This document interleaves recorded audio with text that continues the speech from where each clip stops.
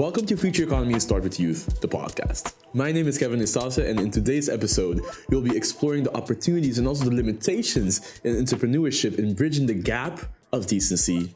We will address how this can be achieved, if at all, through building bridges and building a more nuanced picture of what decency means and what decent work means. And to help me answer these questions, I have two amazing experts with me today from Senegal and from Morocco to help me build a better picture in terms of what we're going to be discussing today. The speakers of me today is Farah from Morocco. She's a country lead for CFYE, and also Aminata. She's a country lead for Senegal, also for CFYE. Thank you so much for joining me today, ladies. Thank you for having us. Okay, so Aminata, could you help us provide a brief background of the employment context within Senegal, especially looking on the gender and youth perspective?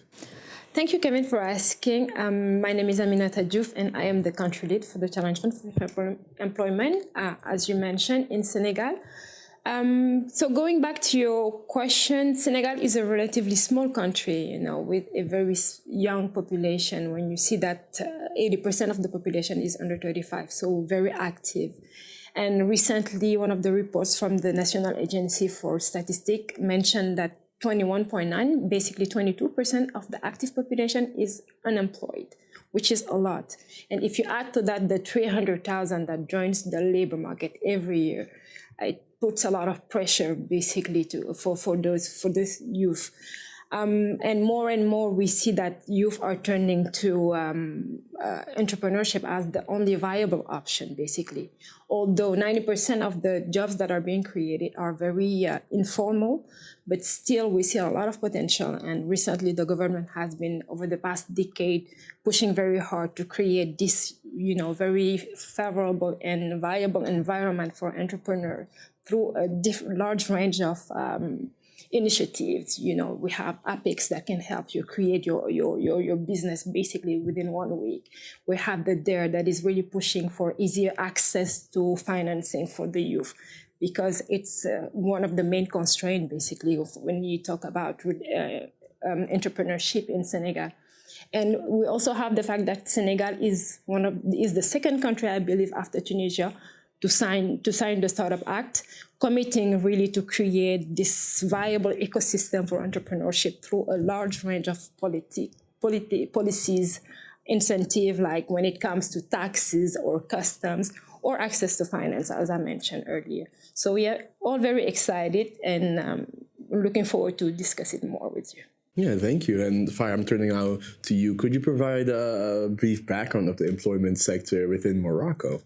Thanks, Kevin. So my name is Fawzi. I'm the country lead for the Challenge Fund for Employment in Morocco. So some numbers. So Morocco has a population of 36 million. I think around 36 million. Half of that is under the age of 25. And when we talk about employment, so sadly, employment rates amongst young people is quite high. I'm talking about 35%.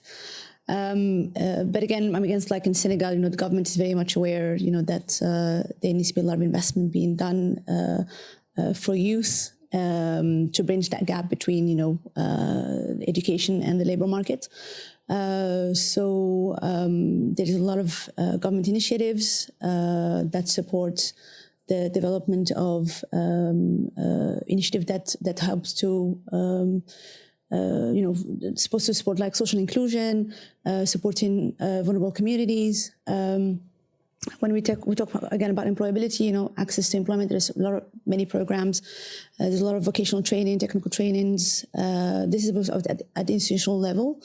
But for example, at the private sector level, there is also a lot of initiatives and incentives, again, to support, increase the rate. I mean, a bit like Senegal, we see, I think, around 300,000 young people graduate and come into the labor market, but only half of those numbers are being absorbed into the labor market, which is quite low. So the context is challenging, but there's a lot of efforts being done at the institutional level, to help find solutions, for this issue. Yeah, no, it's quite clear the challenges persist. Think of, for example, the limited access to finances, the lack of innovation, the lack of imagination. These challenges continue to persist through the years. And in order to gain a more nuanced understanding of entrepreneurship as a term and as something we're going to be discussing today, can you both describe what this means in terms of your context? I'm going to start with you, Farah. Entrepreneurship basically is when a person creates and runs their own business. If you say again in the Moroccan context, apparently there's 1 in 10 young people either manage or in the process of creating their own business. This is according to the Global Entrepreneurship report that was released, I think, a few years back. So it's quite a high number. So entrepreneurship is being encouraged. I think we see a very much an increase in more and more like young people going into entrepreneurship or self-employment, especially after COVID. And also, more and more young people want to avoid kind of the classical routes for employment. However, it is very challenging. A lot of the young businesses stay at the startup or the SME, micro enterprise kind of, or very small business level, because there is an issue in access to financing or just like lack of skills, basically, to manage and run a business. However, there is, again, a lot of initiative and programs that aim to kind of support this, so we found a lot of incubation programs, again, at national and international levels, a lot of international programs that do incubation for young people to help them, establish and run their business. But yeah, difficulties, challenges, but also lots of opportunities, room to innovate. But again, it needs a lot of effort and a lot of investment. Yeah. So maybe building on what Farah was saying, with the low-income jobs that are being created in Senegal, we see that youth tend to have what they call a side hustle. So they are self-employed, trying out a small business and hoping to see it grow, basically. And that's really where entrepreneurship is very interesting, because you see there tend more and more to move from being employed to running their own business with the support, of course, of programs and international initiatives that are being very intentional, in their politics, really pushing for those jobs, for those for that part of the workers that are really interested into trying out new things, innovation. That's where you see most of the innovative approaches as well being tested.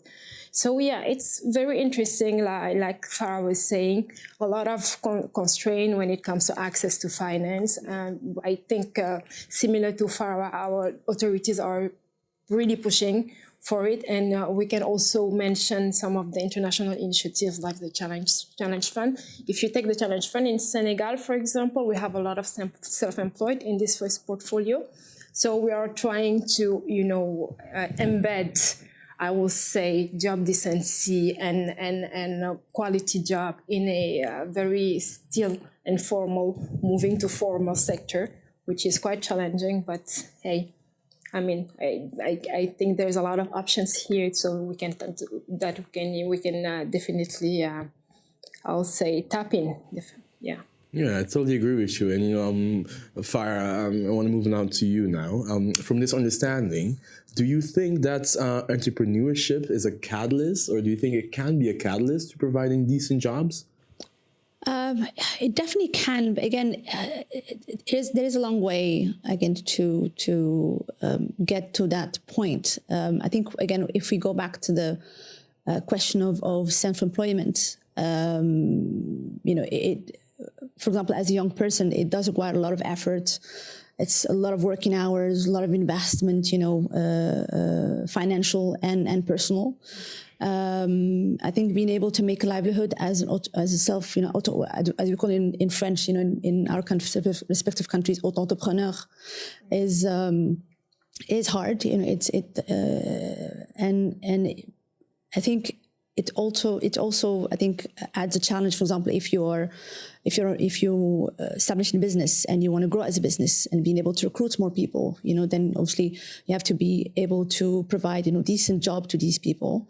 I mean, at the local level, like, institutional level, there is a lot of initiatives, again, incentives to support young entrepreneurs to establish themselves, like, giving them access to finance with very low, like,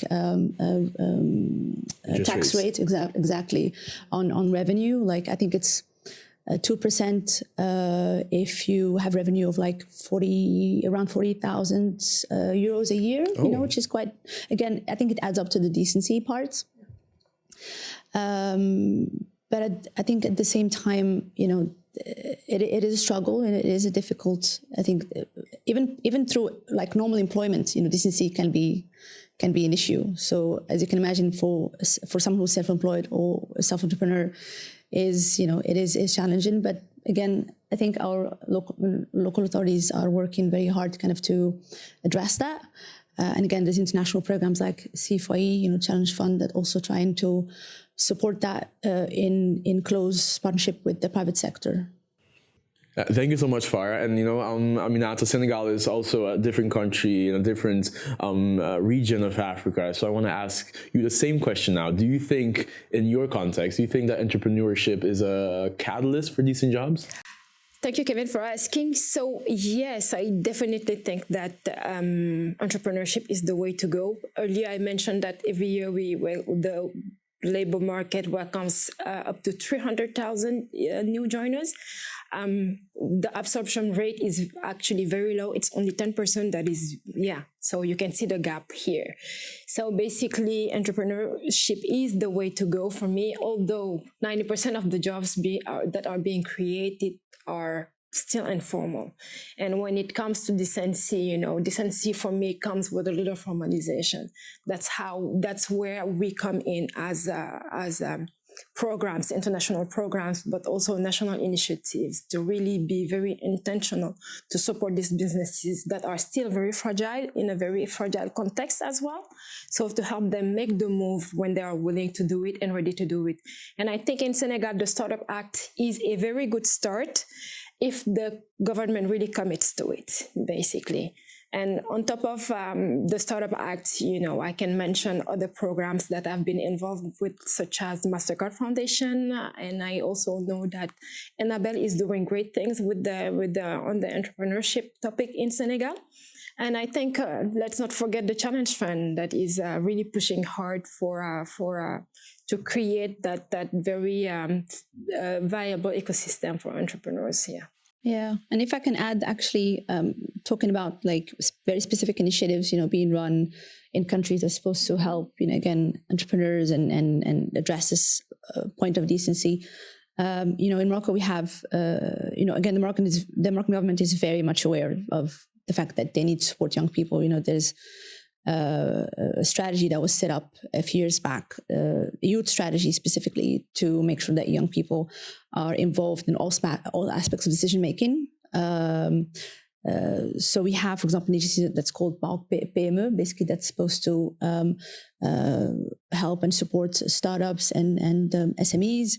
We have like the National Human Development Initiative. Again, it's been running for almost 20 years now. We see big funding. I think this last program has, I think, invested up to 900 million euros for the past 5-6 years, and created 25,000 projects, again, to help and support women, young people, especially again in very kind of like vulnerable communities and and in rural areas, for example, to fight poverty, for example. You mentioned the point of how also decency is linked to informality, and actually in Morocco the informal sector is almost 35% of the economy, which is quite high, and actually, again, according to statistics, like 2/3 of the jobs in Morocco are in the informal sector. So it does employ quite a lot. So having initiatives set up by the government where it gives you legal status, for example, as I mentioned earlier, the auto-entrepreneur status, that's supposed to basically bring you, take you from the informal to kind of from the informality to the formality side of the economy. For me, it's a good thing because it gives you also access to a lot of other perks, Social Security, health insurance, for example. I just wanted to, again, to add that additional information to this question. Yeah, and if I can also add the fact that I think that that's where, the incubators and the accelerators comes in handy. When you just have, as an entrepreneur, usually you start with an idea. So it needs to be taken to that next level. That's where the incubators can basically help you have a vision for your project. Otherwise, it's just big. It remains an idea basically. And with the accelerators, you can basically scale up. And that helps you, create this, I'll call it social security nest for your employees. It encourages, entrepreneurs to formalize. Otherwise, it's a burden for them. Sometimes they actually choose not to formalize just so they can avoid going through the burden of administration and finance and, taxes. Yeah, so that's what I wanted to add, basically, Kevin. Yeah, from what I understand, the entire ecosystem in your countries is trying to be set up to help these small businesses. So it's really good to hear because, hearing the data from both countries, Morocco and Senegal, it's a really large number that we really have to address. So a really important topic that we started discussing, and to continue on this important topic of decency, what are some successful entrepreneurial initiatives that have successfully created some decent jobs? I want to ask both of you from both contexts, but I want to start with you, Farah. I think we can, again, talk about, the Challenge Fund, the fact that we work very closely hand in hand with various private sector entities. I think we have a very diverse portfolio between our 11 countries who are involved in the program. For example, in Morocco, we have a portfolio of very interesting businesses who are trying to, again, increase the income of the self-employed, for example. Or in some other instances, we have, businesses who are trying to kind of expand nationally and be able to absorb more young people into the jobs that they create. I think, again, just to give some context, Morocco, in terms of its economy, is, by the way, the fifth highest GDP in Africa. Right? I just wanted to throw that out there. But we see it in terms of the economy. I think number one economy in Morocco is a service economy, followed by industries and agriculture. So we see a lot of companies basically being established in the services sector because, again, it's a sector that absorbs a very high number of young people and women as well. So we have what we call implementing partners that work in that sector, but also other partners that work, for example, in agriculture as well, to help, again, train and equip young people with skills and competencies as opposed, to open, a bigger access to basically economic opportunities. I think we see a trend where young people do need a lot of training in job training. So you come in, you get recruited, you come in, you spend a few months getting trained for the job, and then you start the work. And I think this is very important because, like I mentioned earlier, there is a huge skills gap between people graduating into the labor market and then having access to actual jobs, but the skills mismatch needs to be addressed. And I think the private sector can help address that. And again, with the Challenge Fund, we're supporting businesses to do this, basically. So I don't know about you, Aminata. Yes, so maybe I'll start with the Challenge Fund as well and what we're doing in Senegal. The portfolio in Senegal is mostly consisting of self-employed jobs. We are supporting several implementing partners that are themselves and supporting entrepreneurs develop their own portfolio. I can actually mention Vitalite. That is one of our IPs in renewable energy. So they basically target job market newcomers. So you freshly joined, maybe you graduated, or you're just now ready to join the market labor. labor market, sorry. So basically what they do is they will train you, give you all the tools that you need, give you all the knowledge, but they will also encourage you to develop your own portfolio of customers, basically. So they are already really pushing you to be your own entrepreneur and being self-employed somehow. So the more you develop your portfolio, basically, the more you are capable of also bringing someone else in, and that's how it starts. And we think that those are the kind of initiatives that we should be supporting in country, because it doesn't take a lot of knowledge to start with. The trainings are available, and I can also mention the DER, Direction de l'Entrepreneuriat Rapide in Senegal. That is on top of the ensuring easy access to financing, is also providing a lot of capacity building, training, soft skills that usually that's what the youth are missing when they just freshly join the labor market. So thank you, Kevin. So we mentioned the Challenge Fund.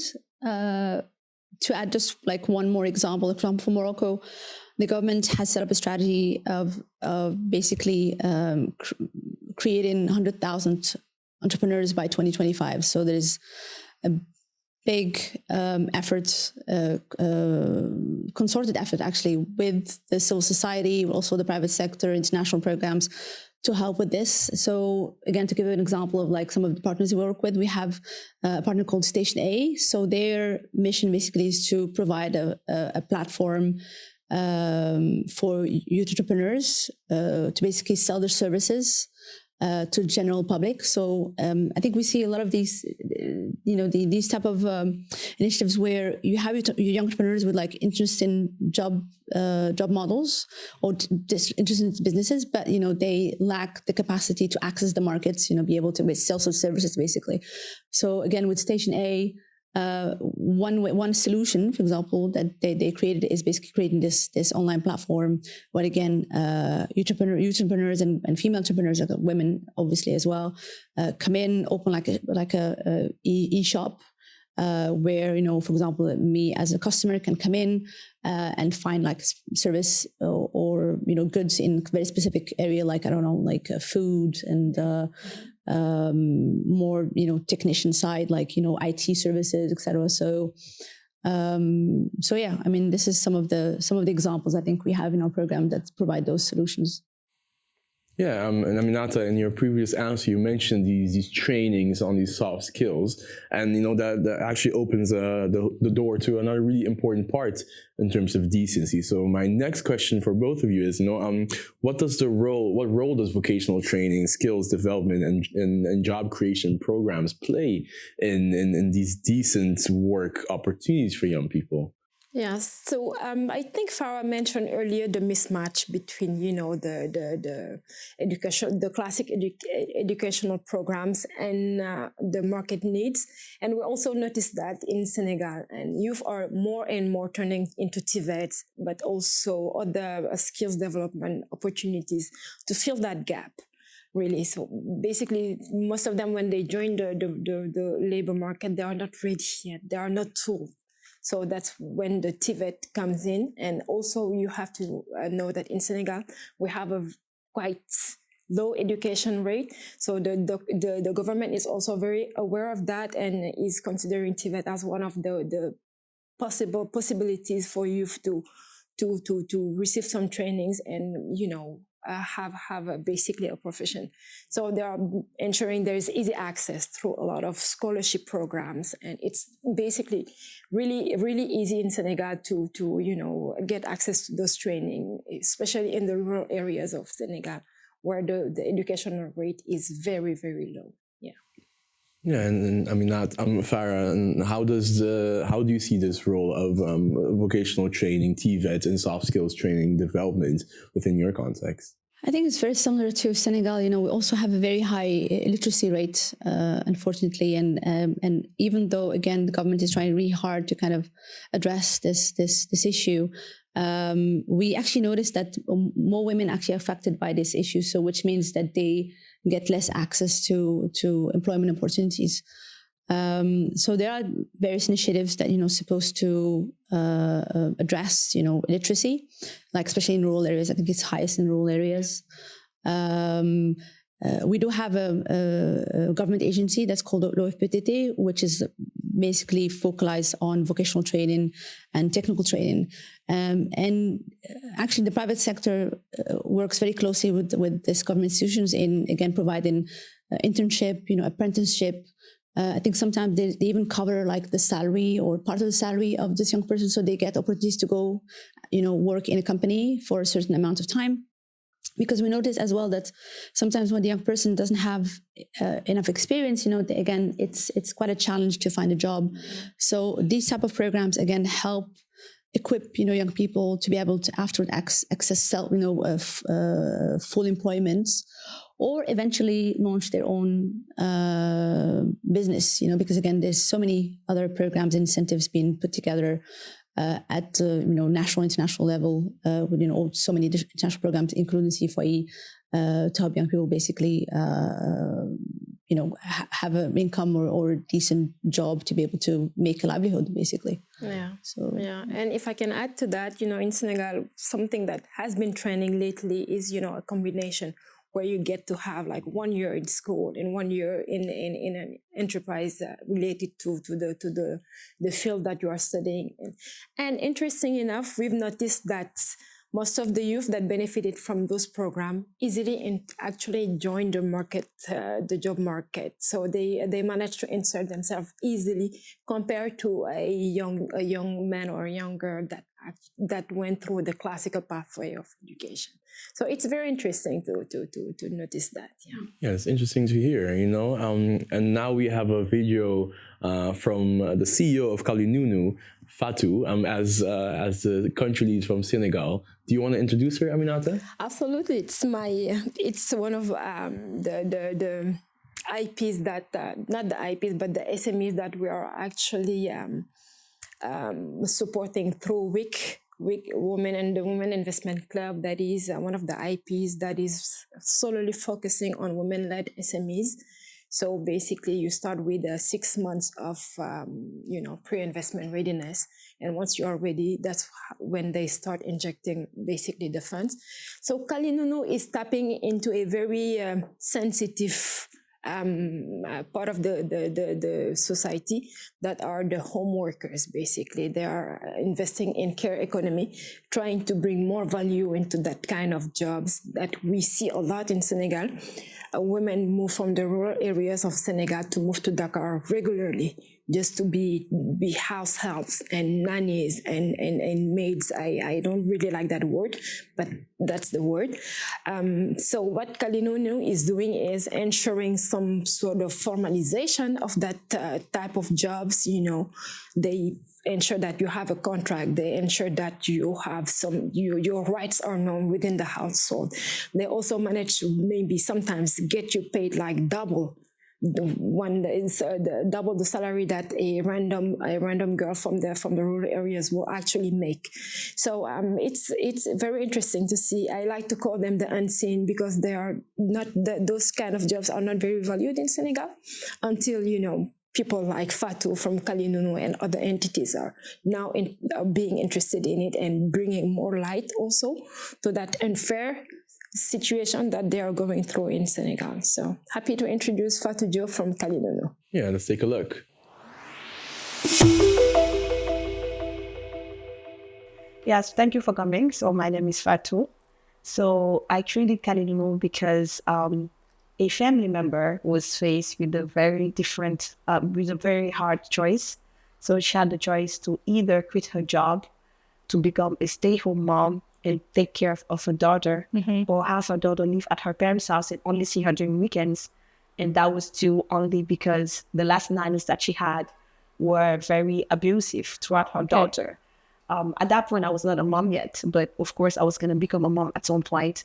And I was really worried, right? And being that curious person that I was, I started doing my research to see what was being done in the industry.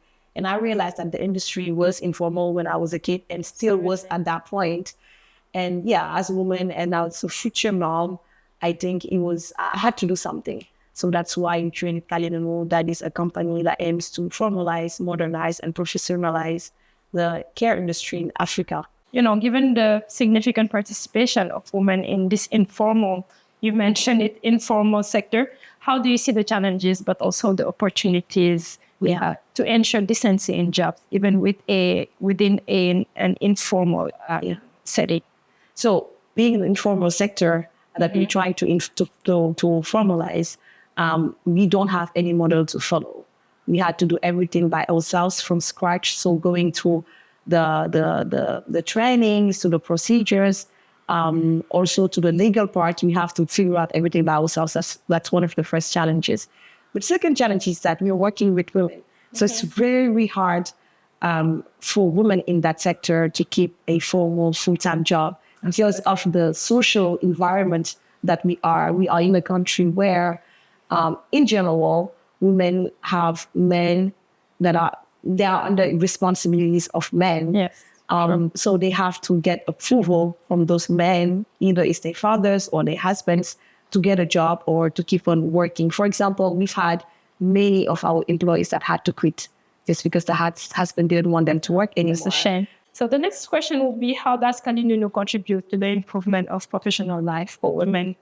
And what feedback have you received, regarding the positive impact you have on families and on those women that are also sometimes the breadwinner? Yeah. We need to realize that women have the same exact professional responsibilities as men at work, but the responsibilities at home are 100% on women. And that makes it hard. Women have 2 jobs. And sometimes all the time, if you don't have help, actually you are never going to be able to go to work and do a good job. So by choosing women that were having difficulties entering the workforce, training them for them to become professionals in the care industry, we are allowing all the women to go to work, because when our Calibidos are at home taking care of the kids, taking care of the house, now it enables those women to be very comfortable at work. They don't need to worry what is going on at the house because a professional is taking care of all that. Yeah, thank you, Fatou, for that contribution. It's quite clear that women's participation in the informal sector is literally huge. And talking about the informal sector and tying back to our previous topic of decency, the question is it too difficult to ensure decency in the informal sector, Farah?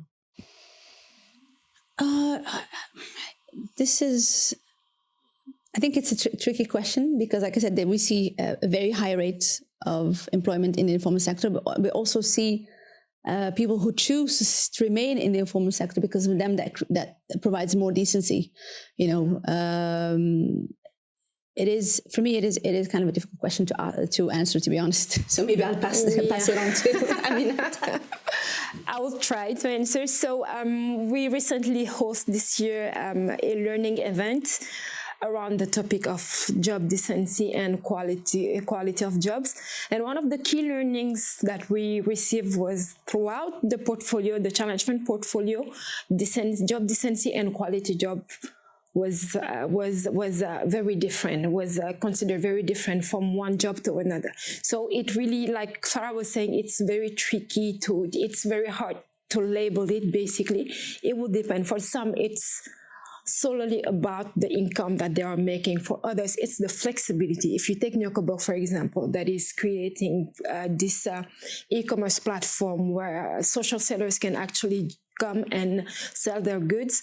For them, flexibility is very important. So they're not committed to it like 24/7, 7 days a week. Some are mothers, others are still students. So they need that flexibility, when they have the time and they have a big event coming, they can be 100% on the platform and performing very well. But they also enjoy the fact that when they don't have time, it is okay for them not to be active on the platform for a certain amount of time, and then they will get back when they're ready or when they have more time. So yeah, like Farah was saying, very tricky question. Yeah. So the discussion is ongoing, I guess. Yeah, exactly. The discussion is never ending because, as you said, every person has a different view on this.